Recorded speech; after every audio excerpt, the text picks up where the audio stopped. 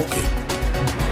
મેં આ petrol pump ગટર ઓફિસ છે આના અંદર મેં નાયબ કાર્યપાલક ઇજનેર સાહેબને તારીખ 23/5/2025ના રોજ આ પાણીના નિકાલમાંથી આ કાંસો સાફ કરવા માટેની જે અરજી આપેલી છે કે ત્યાં સામે પ્રતિક કાર્યપાલક ઇજનેર સાહેબ માર્ગ મકાન વિભાગ ઓફિસ હોટલ વેસ્ટગ્રામની ગલીમાં વડોદરાથી મોકલી આપ્યું છે રજીસ્ટર કરીને.